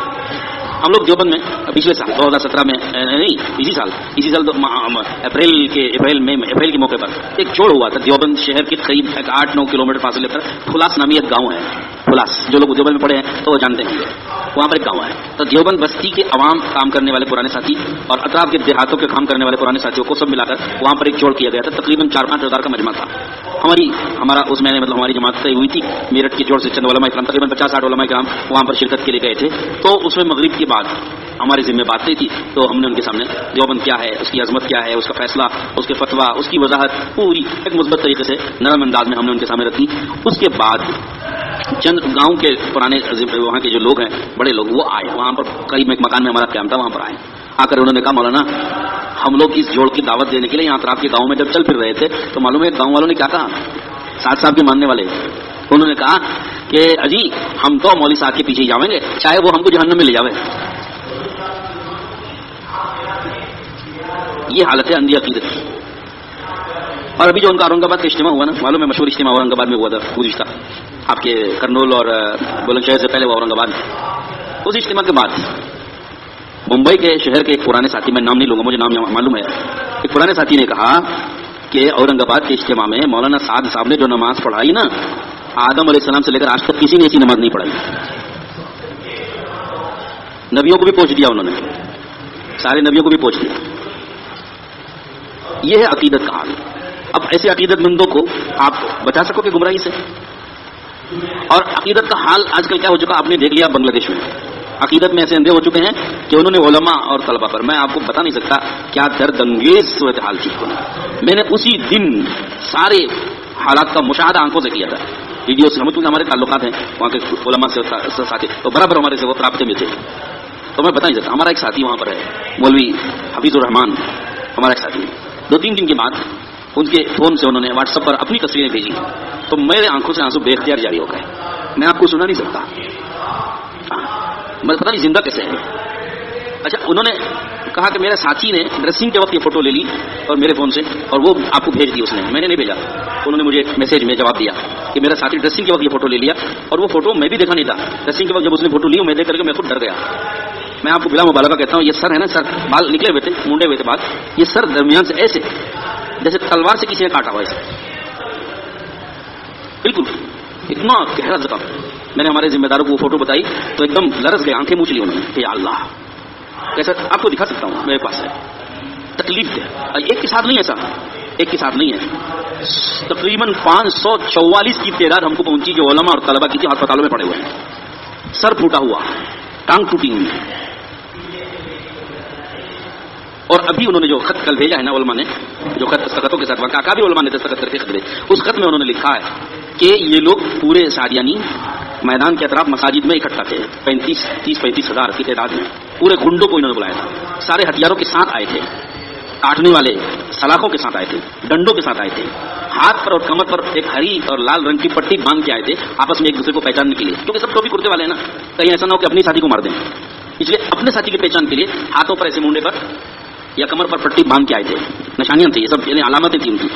اور گروپ ان کے بندے ہوئے تھے, گلے میں ان کے ایک آئیڈینٹی کارڈ تھا جس میں ان کا ایک نمبر گروپ نمبر تھا, ان کا نام گروپ نمبر تھا, اور ان کی جگہ متعین تھی کہ کس جگہ سے حملہ کرنا ہے. پورا ایک منظم طریقے سے آئے تھے, ڈنڈے, کاٹنے کے ہتھیار, لوہے کی سلاخیں, یہ سب ساتھ میں لے کر اور پٹیوں کے ساتھ اس طرح آئے, اور سب نے برابر گیٹ توڑ کر گھس کر انہوں نے حملے کیے تھے. اور بہت لمبی کہانی ہے, میں اس کو چھیڑوں گا نہیں, بہت عجیب بات ہے. حملہ کرنے کی وجہ یہ تھی کہ یہ جو میدان چونگی کا میدان تھا یہ ہمارے شورا والے حضرات اور علماء اکرام کے قبضے میں تھا پورا سال سے. پچھلی دفعہ جب مولانا صاحب کو انہوں نے اجتماع میں آنے نہیں دیا نا, اس کے بعد سے وہ میدان انہی کے قبضے میں تھا اور اسی وہی سنبھال رہے ہیں. ہم بھی گئے ہیں اس میدان میں بھی گیا ابھی رمضان میں, وہاں بیان بھی جوڑ بھی ہوا تھا, وضاحتی جوڑ بیان میں. وہ میدان میں ایک بڑی مسجد ہے, اس مسجد میں تقریباً 4-5 ہزار کا مجمع جوڑا تھا. ہماری وضاحتی بات ہوئی تھی وہاں اس میدان میں. وہ مسجد بھی ان کے قبضے میں تھی, شب گزاری ہفتہ واری چل رہی تھی مسلسل. تو حکومت علماء کے ساتھ تھی, تو علماء نے آپس میں اس سالانہ اجتماع کی تاریخ طے کی تھی 18, 19, 20, 25, 26, 27 جنوری 2019 میں. یہ تاریخ علماء نے طے کی تھی. حکومت سے بات چیت کر کے حکومت نے منظور کر لیا تھا, کیونکہ 30 تاریخ کو الیکشن ہے, الیکشن کے 20 دن کے بعد 18 دن کے بعد یہ اجتماع ہے, تو منظوری دے دی تھی علماء کو اور شورا والوں کو منظوری دے دی تھی. وہ میدان ان کے قبضے میں بھی تھا, تو وہ اجتماع کی تیاری کر رہے تھے سارے شورا والے حضرات. ان کے ساتھ یہ علماء اور طلباء بھی اجتماع کا میدان میں اجتماع کی تیاری کرنے کے لیے گئے ہوئے تھے. گیٹاں بند کیے ہوئے تھے کیونکہ اندر کام چل رہا تھا. یہ لوگ مولانا صاحب سے الگ سے ایک تاریخ طے کرائے تھے جو حکومت اس کو منظور نہیں کی. اس سے اجتماع سے 40 دن پہلے ایک جوڑ ہوتا ہے قرآنوں کا جماعتیں نکالنے کے لیے. وہ جوڑ کی تاریخ بھی انہوں نے اپنی طے کی تھی 1 دسمبر کی. 1 دسمبر کی وہ تاریخ انہوں نے طے کی تھی اور اجتماع کی بھی تاریخ انہوں نے 11 جنوری کی اپنی طے کی تھی. دونوں تاریخوں کو حکومت نے منظور نہیں کیا تھا. اس کا ان کو غصہ تھا اور غصے کی وجہ یہ تھی کہ یہ علماء نے ہمارے درمیان مداخلت کر کے حکومت سے اس کو منظور کرنے نہیں دیا. علماء نے ہمارے خلاف فتویٰ دے کر کے حکومت کو ہماری تاریخ منظور کرنے نہیں دیا. یہ سارے علماء جو کہ 99% علماء متحد ہیں وہاں پہ ایک ہی رائے پر ہیں, علماء دیوبند کے ساتھ میں ہیں. تو حکومت کے ساتھ چونکہ علماء پورے متحد ہیں تو ان کو علماء پر غصہ تھا کہ انہوں نے فتویٰ دے کر اتحاد قائم کر کے احتجاج کر کے ہم کو یہ تاریخ حکومت سے منظور کرنے نہیں دی. تو علماء پر ان کو غصہ تھا. اب چونکہ یہ میدان علماء کے قبضے میں کام چل رہا ہے, اپنی تاریخ پر ان کو منظوری حکومت سے نہیں ملی تو انہوں نے اس کا غصہ اتارنے کے لیے 1 دسمبر کی تاریخ پر اپنا جوڑ کرنے کے لیے زبردستی پورے ملک سے ایسی عوام گنڈوں کے ساتھ ہتھیاروں کے ساتھ چن کر کے انہوں نے بلایا تھا اور عطاب میں ٹھہرایا تھا. یہاں چونکہ اندر کام چل رہا تھا 7 تاریخ کو جوڑ ہونا تھا, شورا والوں کا جوڑ ہونا تھا 7 تاریخ کو, جس میں ہمارے سارے اکابر بھی جانے والے تھے کیونکہ اس کی اجازت تھی حکومت کی طرف سے شورا والوں کو. تو وہ جوڑ نہ کام کرنے کے لیے اپنا جوڑ زبردستی کرنے کے لیے 1 دسمبر کی تاریخ میں انہوں نے زبردستی گھسنے کی کوشش کی ہے. اور چونکہ گیٹ بند تھے, اجازت نہیں تھی, تو اس کا غصہ اتارنے کے لیے انہوں نے سارا حملے کا پلان بنا کے اگر حملہ کیا تاکہ یہ قبضہ ان کا ختم ہو جائے. ہمارا نہیں ہوا ہے تو ان کا بھی نہ ہو, یہ اصل مقصد. پوری کہانی لکھی ہوئی ہے. تو بہرحال میرے دوستوں بات تو لمبی ہو جائے گی. اس وقت میں جو صورتحال ہے وہ یہ ہے کہ مولانا سعد صاحب کا رخ اس طرح سے جمہور سے ہٹ کر کے ایک الگ رخ پہ چلا گیا اور وہ اپنی چیزوں سے باز آنے کے لیے تیار نہیں. تعلق دیوبند نے فتویٰ دے دیا تو بھی ابھی تک رجوع نہیں کیا ہے, اور اگر رجوع کر لیا بھی ہے بعض یہ عام کیا جا رہا ہے کہ رجوع کر لیا اس کی تحریر شائع کر رہے ہیں. وہ تحریر جو آپ پڑھیں گے اتنی باریک کر دی انہوں نے اخبار میں تاکہ کوئی نہ پڑھ سکے. بہت ہوشیاری سے کام کیا ہے. اخبار میں اس کی فوٹو دے دی تو مولانا رجوع کر لی. آپ اس کو ذرا زوم کر کے بھی پڑھنا چاہیں نہیں پڑھ سکتے, ایسا باریک کر دیا. لیکن اگر آپ کو پڑھنے کو ملے تو ضرور پڑھیے. وہ کیوں تعلق نے اس کو قبول نہیں کیا پتہ چلے گا آپ کو. میں آپ کو اس کے الفاظ سناتا ہوں تاکہ آپ فیصلہ کرو کہ یہ رجوع ہے کہ نہیں. انہوں نے لکھا ہے شروع میں کہ اگر ہم سے ایسی کوئی غلطی ہوئی ہے تو ہم اس سے رجوع کرتے ہیں. ٹھیک ہے نا, اتنی حد تک ہوتا تو بہت بات ختم تھی. آگے کیا لکھا کہ ہم نے دارالعلوم دیوبند نے جو فتویٰ اور جو موقف ظاہر کیا ہے ہم یہ سمجھتے ہیں کہ یہ ہمارے ساتھ بدگمانی ہوئی ہے, بدگمانی کی بنیاد پر یہ فتویٰ دیا گیا ہے. دوسرا, ہم اس کو ہمارے ساتھ عدم تعاون سمجھتے ہیں. تیسرا, آخر میں لکھتے ہیں ہم جو بیانات کر رہے ہیں اس کے بھی ہمارے پاس مراجع موجود ہیں اور دلائل موجود ہیں, ہم اس کو آپ کی خدمت میں بھیجیں گے. اب آپ بتائیے شروع میں کیا کہا کہ ہم سے اگر کوئی غلطی ہوئی تو ہم رجوع کرتے ہیں, بعد میں کیا کہہ رہے ہیں, تو آخر میں کیا کہہ رہے ہیں, یہ آپ رجوع اس کو مانو گے. آپ ایک طرف کہہ رہے ہیں کہ ہم اس سے رجوع کرتے ہیں, آخر میں کہہ رہے ہیں ہم اس کے ثبوت اور دلائل دیں گے. دارالعلوم والوں نے کہا فتویٰ دلائل کی بنیاد پر دیا جاتا ہے کہ بدگمانی کی بنیاد پر دیا جاتا ہے. اور عدم تعاون کیسے ہوگا جبکہ اب تک دارالعلوم نے تعاون کیا ہے اور آپ کی غلطیوں کی نشاندہی کر رہے ہیں, اور ہم نے فتوے میں خود دعوت تبلیغ کے کام کو خوب سراہا, عوام کو اس کے ساتھ جڑنے کے لیے کہا, تو عدم تعاون کیسے ہو جائے گا. اور پھر آپ کہہ رہے ہیں کہ دلائل پیش کریں گے, تو یہ کوئی رجوع ہے کہ ایک طرف رجوع بھی کرو دلائل بھی پیش کرنے کی. اچھا پھر لکھ کے بھی بھیجا انہوں نے مولانا سلمان صاحب مظاہری کے نام سے, فرضی نام سے انہوں نے بھیجا لکھ کر کے دلائل.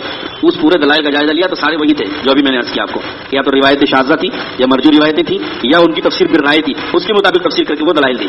تو حضرت مولانا حبیب الرحمان صاحب اعظمی دارالعلوم کے جو محدث ہیں اس وقت حدیث کے استاد ہیں, انہوں نے پورا اس کا جواب لکھا اور ان کا وہ کتابچہ بھی شائع ہو چکا ہے جو انہوں نے خود ان پورے دلائل کا جائزہ لے کے ایک کتاب شائع کی ہے مستقل. اس کے رد میں وہ کہا کہ یہ سارے دلائل بالکل پھس پھسے ہیں اور جمہور کی رد قابل قبول نہیں ہے. اصول تفسیر کے اعتبار سے یہ بالکل مردود دلائل, پورا درد میں جواب لکھا ہے, اس کو آپ پڑھیے. تو غرض یہ ہے رجوع نامہ قبول نہ کرنے کی وجہ. پھر آخری بات عرض کرتا ہوں, رجوع چلیے مان لیتے ہیں ہم, ٹھیک ہے صاحب رجوع ہے نا, رجوع مان لیں گے, لیکن رجوع کے بعد رجوع کا مطلب کیا ہوتا ہے, رجوع کا مطلب کیا ہوتا ہے. بھائی ایک غلطی ہوئی تو اسے رجوع کر لیا, اس کا مطلب کیا ہوا بولے نا, آئندہ نہیں کریں گے, یہی نا مطلب ہے. آئندہ کے پورے بیانات اٹھا کے دیکھیے, اس سے خطرناک ہیں. ساری وہی بات دہرائی. ابھی میں آپ کو اچھا موسیٰ علیہ السلام کے واقعے سے رجوع کر لیا, انہوں نے ایک واقعے سے رجوع کر لیا. فکر سے رجوع نہیں ہے. فکر کیا ہے, انبیاء پر بھی تنقید جائز ہے, یہ فکر. اس فکر سے رجوع نہیں ہوا. اس کی دلیل ابھی زندہ ثبوت ہے ہمارے پاس, میرے پاس بیان موجود ہے. اس میں کہا ہے انہوں نے اللہ کے راستے کی, میں سناتا ہوں آپ کو بیان کے جملے ہی سناتا ہوں ان کے. اللہ کے راستے کی تکلیفوں کو خوشی سے برداشت کرنا چاہیے. ٹھیک ہے نا, بات صحیح ہے نہیں, مجمع سننے والا کیا کہے گا, سو صحیح ہے نا. آگے چلیے, اس کا شکوہ نہیں کرنا چاہیے اللہ سے, اللہ کے راستے کی تکلیفوں کو شکوہ نہیں کرنا چاہیے. یہ بھی صحیح ہے نا, صحیح ہے نا بھائی. میری بات آپ جوڑتے چلیے, میرے ساتھ ساتھ چلو. آپ آگے سنیے کیا کہتے ہیں. جتنے انبیاء کرام نے قربانیاں دیں وہ سب اضطراری تھیں, اختیاری نہیں تھیں. یعنی کیا مطلب, اضطراری تھیں اختیاری نہیں تھیں, یعنی مجبوراً زبردستی یہ انہوں نے تکلیفیں اللہ کے راستے کی برداشت کر لی, اپنے اختیار سے نہیں برداشت کیا, خوشی سے نہیں برداشت کیا. اسی وجہ سے ہر نبی کو ایک دعائے مستجاب دی گئی تھی, تو تمام نبیوں نے اپنی دعائے مستجاب قوم کی ہلاکت کے لیے استعمال کر لیا اور بددعا کر کے قوم کو ہلاک کر دیا, سوائے ہمارے نبی کے. یہ جملہ ہے ان کا. اس کا مطلب اب آپ پہلا جملہ دوسرا جملہ دونوں صحیح تھا کہ نہیں, उस तमहीद पर जो उन्होंने नबियों पर अटैक किया है, दोनों को जोड़ के बोलिए क्या मतलब निकला? मतलब साफ निकला ना कि अल्लाह के रास्ते की तकलीफों को नबियों ने बर्दाश्त नहीं किया और फिर सबरी में अल्लाह से बद्दुआ करके हलाक करा दिया कौम को। ये उनका ताजा बयान है, मेरे पास ऑडियो मौजूद है, पूरी सुना सकता हूँ, वेबसाइट पर विफाकुल उलमा में है, वहां सुन लीजिए। तो फिक्र नहीं बदली ना, एक मूसा अलैहिस्सलाम के वाक़े से रुजू कर लिया उन्होंने, तो क्या हुआ? फिक्र तो वही है।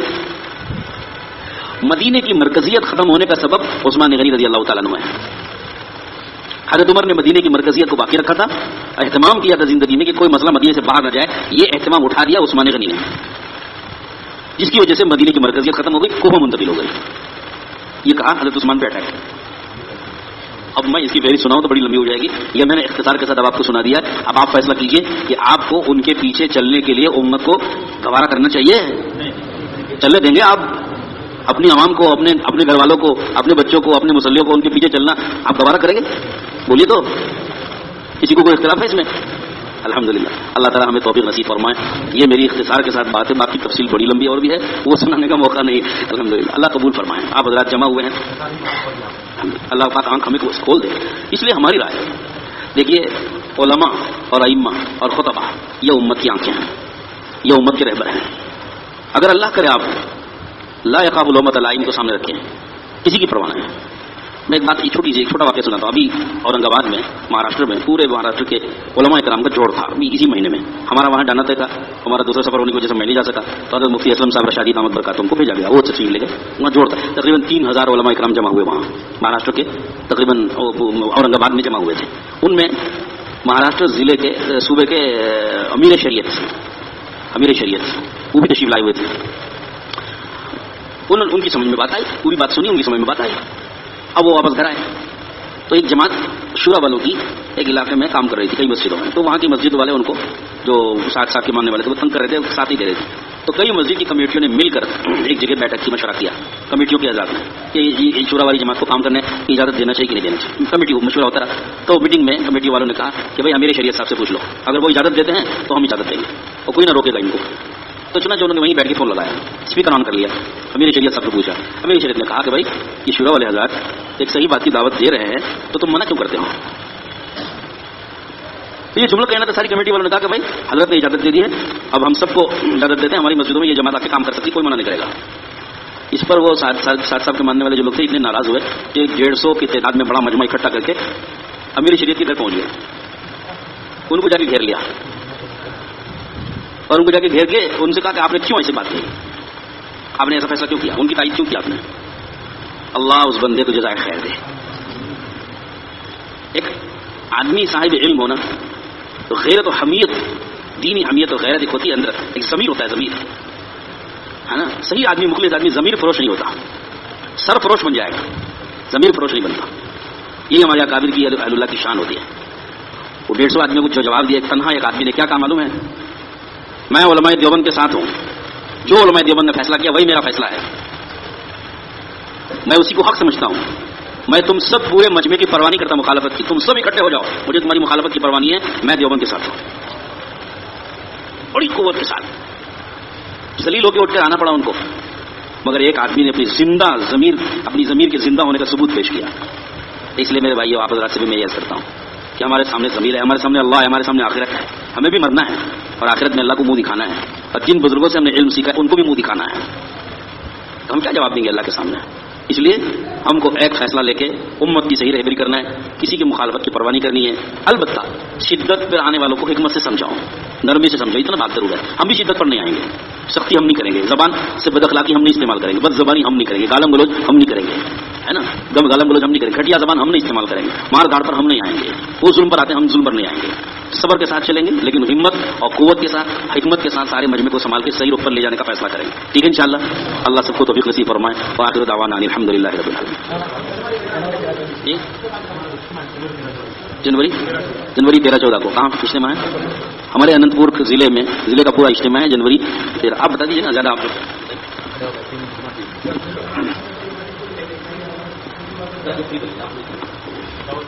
जनवरी 13-14 को अनंतपुर में हमारा जो इज्तिमा है उसकी तैयारी भी हम करना है। पूरी मशवरा भी हुआ था माशाल्लाह, 3 दिन की जमात थी, उसके लिए बात हुई थी। इसलिए बताओ 3 दिन के लिए कौन कौन तैयार है? बताओ 3 दिन कौन कौन तैयार है? موقع بہت اچھا ہے کام کرنے کا وقت. آپ پیڑوں کے علاقے میں آپ دیکھتے ہو عمر شریف کیا ہے. بندر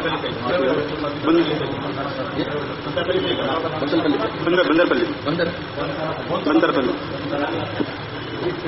تھوڑی سی ایک جماعت مولانا طبیعت صاحب 3 دن کے لیے, اور میں بھی تیار ہوں 3 دن کے لیے. محمد نذیر 3 دن کے لیے, اللہ قبول فرمائے. محمد فیاض 3 دن کے لیے, فخر الدین 3 دن کے لیے, اللہ قبول فرمائے. نلا مڑا سے جماعت, بشیر احمد پھول گنڈے سے جماعت, گھانی پیٹ سے جماعت. میں افراد بھی بتاؤ ابھی مدنی پہ سے جماعت, افراد بھی بتاؤ بہت سے ہماری ماشاء اللہ ایک جماعت.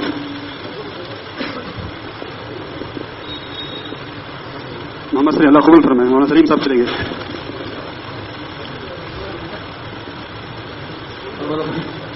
یوسف کیا بولتے ہیں 3 دن کے لیے چلے میں, اللہ قبول فرمائے.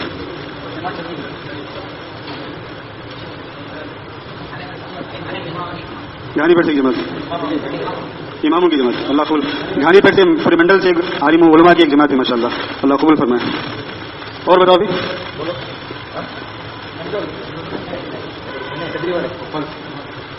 میرے قدرے کے اور بھی بہت سے وفاظ علماء ہیں ماشاء اللہ, بتائیے. ہمارے مولانا حافظ بقاء اللہ صاحب اللہ قبول فرمائے, اللہ نکلنا آسان فرمائے. حافظ معین الدین صاحب اللہ ان کو بھی قبول فرمائے, اللہ نکلنا آسان فرمائے. ہمارے فرقان صاحب اللہ قبول فرمائے, حافظ فرقان صاحب جی جی ان شاء اللہ. مولانا محمد علی صاحب اللہ قبول فرمائے. اور بتاؤ بھی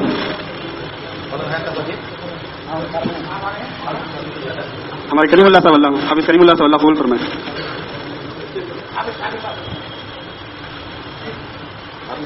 حافظ شامل صاحب اللہ قبول فرمائے. محمد ارشاد حافظ ارشاد صاحب. عمران صاحب کیا بتا رہے مولانا عمران صاحب اللہ قبول فرمائے.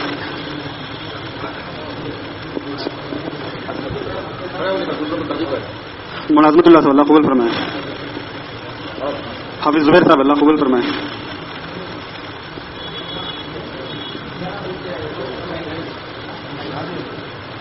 ہمارے خائی صاحب کیا فرماتے ہیں خاجی عبد المنان صاحب اللہ قبول فرمائے. اور بھی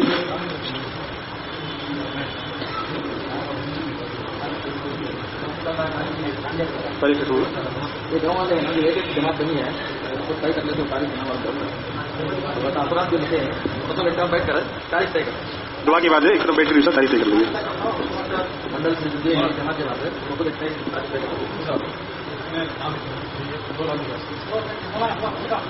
دعا کی بات ہے, 2 حضرات نام لکھائیں وہ اس طرف انشاءاللہ.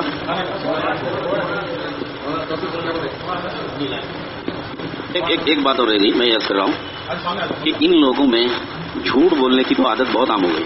خبریں جھوٹی, بات جھوٹی اتنی پھیلاتے ہیں آپ کو یقین نہیں آئے گا کہ یہ جھوٹ ہے کیا بولتے, لیکن بعد میں معلوم ہو جاتا ہے کہ وہ پورا جھوٹ. مثال کے طور پر 1 منٹ آپ سے معذرت, ابھی تازہ کل کی بات, کل ایک آڈیو آیا ہے بنگلہ دیش سے. بنگلہ دیش میں مولانا سعد صاحب کی حمایت میں زبردست جو جھنڈا لہرا رہے ہیں ایک عالم ہے مولانا فرید الدین مسعود صاحب. بڑے آدمی ہیں ملک میں, وہ بڑے آدمی ہیں اور مدنی خاندان سے بڑے تعلقات ہیں ان کے, وہ سیاسی اثر و رسوخ بھی بڑا زبردست ہے. انہوں نے ان کے بارے میں وہاں کے ایک بہت بڑے مفتی ہیں ڈھاکہ کے, مفتی میزان الرحمان سعید صاحب, ان کا ایک مضمون بھی آیا ہے 10 صفحات پر.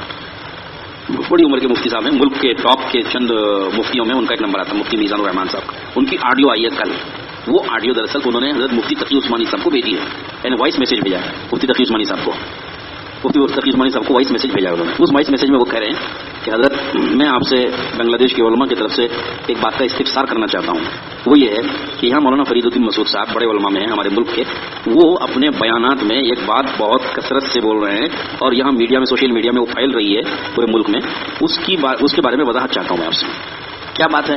وہ یہ فرما رہے ہیں فرید الدین مسعود صاحب یہ کہہ رہے ہیں کہ دبئی گئے تھے, وہ دبئی میں آپ سے ملاقات ہوئی, یعنی مفتی تقی عثمانی صاحب سے ملاقات ہوئی, اور ملاقات میں میں بھی ساتھ میں بیٹھا تھا. فرید الدین صاحب کہہ رہے ہیں مفتی تقی عثمانی صاحب کے ساتھ بیٹھا تھا.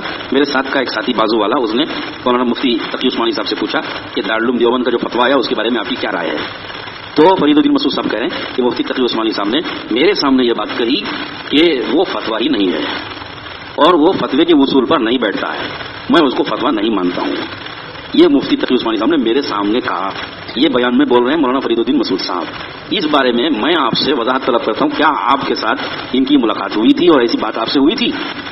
تو اگر آپ کہو تو میں اپنی زبان سے سنا دوں، آپ کہو تو میں ان کی آڈیو سنا دوں حضرت مفتی صاحب کی. تقی عثمانی صاحب نے جواب دیا کہ نہ میرے سے کوئی ملاقات فرید الدین مسعود صاحب کی مجھے یاد ہے، اور اسی مہینے کے کریں گے، اسی دسمبر کی شروعات میں وہ کہہ رہے ہیں، کل کی یہ بات ہے، آڈیو کل کی ہے. فوراً حضرت کا جواب آیا. حضرت کہہ رہے کہ نہ مجھے کوئی ملاقات ان سے یاد ہے، اور نہ کسی نے آج تک مجھ سے دارالعلوم دیوبند کے فتوے کے بارے میں کوئی سوال کیا ہے، اور نہ میں نے کبھی ایسی بات دارالعلوم کے فتوے کے بارے میں کہی ہے، نہ میں کہہ سکتا ہوں، نہ اس کا امکان ہے. یہ مفتی تقی عثمانی صاحب کی آڈیو ہے، میں وہ بھی نہیں آپ کو سنایا. اب آپ سوچ لیجیے، اتنا بڑا ملک کا آدمی فرید الدین مسعود صاحب کی حمایت یافتہ، وہ کتنا صاف جھوٹ اپنے بیان میں حضرت مفتی تقی صاحب کی طرف منسوخ کر کے بیان. مفتی تقی صاحب یہ بھی فرما رہے ہیں کہ میری طرف جنہوں نے بھی یہ بات منسوخ کی ہے غلط ہے، آپ سوشل میڈیا میں میری یہ بات پھیلا دیجیے. یہ حضرت نے اجازت دی تھی کہ سوشل میڈیا میں آپ میری بات پھیلا دیجیے، تو میں نے ایسی بات نہیں کہی ہے. اب آپ فرمائیں.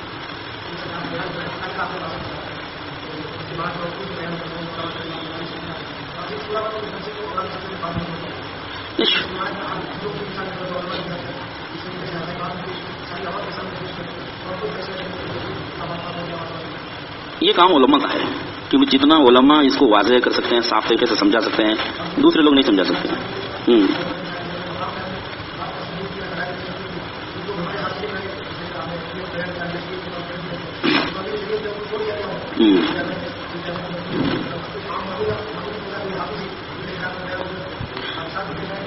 صحیح ہے، یہ بات صحیح ہے آپ کی.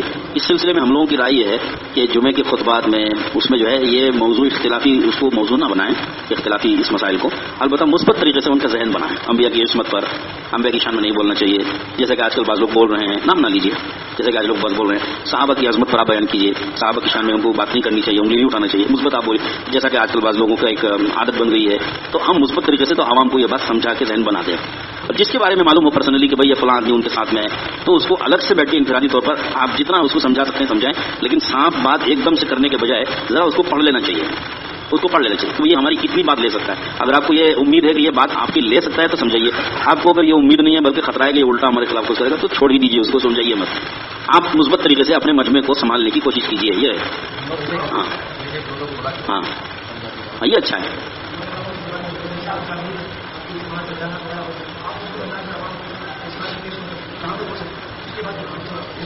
ہم لوگ تو جو اجتماعات ہوتے ہیں نا، اجتماعات میں تو ہمارے بزرگوں نے شروع میں جو کچھ وضاحتیں بیان کی وہ شروع میں کر دی، اب نہیں کر رہے ہیں. اس عمومی اجتماعات میں یہ وضاحت والی بات عمومی اجتماع میں بالکل نہیں بیان کرتے. کوئی مانگے گا تو بھی نہیں بولتے، نہیں کرتے ہیں، بلکہ یہ کہتے ہیں کہ بھائی عوام یہ عمومی مجمع تھا، یہ سمجھے گا نہیں، ان چیزوں کو الجھ جائے گا کاموں کا، اس لیے عمومی اجتماعات میں عمومی مجمع میں یہ بات نہیں کرتے. البتہ جہاں خصوصی مجمع ہو، جیسے پرانے کام کرنے والے جمع ہو گئے، پرانے قرآنوں کا مجمع ہے، علماء کا مجمع ہے، وہاں تو صاف بات کھول کے عرض کی جاتی، جیسے آپ سے یہاں عرض کی گئی.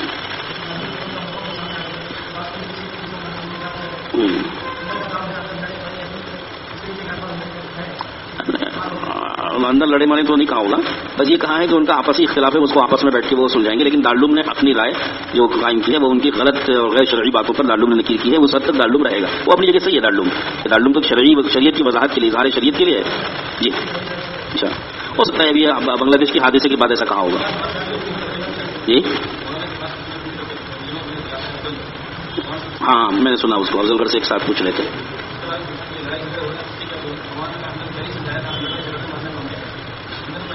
بات تو ہم نے سمجھا دی، پھر بھی لڑ رہے ہیں تو ہم کیا کریں گے؟ یہ حضرت کا کہنا ہے. ظاہر ہے کہ عوام کو کتنی حد تک کنٹرول وہ کریں گے، دارالعلوم کتنی حد تک سب کو کنٹرول کرے گا. ہر علاقے کے جو علماء ہیں، اہل نظر ہیں، اہل بصر ہیں، اور اسی طرح سے کچھ خواص ہیں اور دانشوران ہیں علاقوں کے، وہ آپس میں مل بیٹھ کے ایک فیصلہ لیں گے تو پھر اثر ہوگا اس کا. ساری چیز سارا بوجھ دارالعلوم تو اپنے سر نہیں لے گا نا. دارالعلوم نے تو مسئلے کی وضاحت کر دی. اب ہر علاقے کے جو اب جیسے خواص کا جوڑ نیچے ہوا، اب یہ سارے خواص، مساجد کے اراکین، کمیٹیوں کے افراد، اور جیسے آپ حضرات علماء ہیں، سب مل بیٹھ کے ایک فیصلہ لیں گے اور وہ فیصلہ شائع کریں گے کہ بھائی ہم سب کا یہ فیصلہ ہے. تو پھر انشاءاللہ ساری عوام اس کو فالو کرے گی، اور جہاں کوئی اختلاف کرے گا اس کو الگ سے بٹھا کے سمجھا سکتے ہیں. ٹھیک ہے، دعا کرا دیں.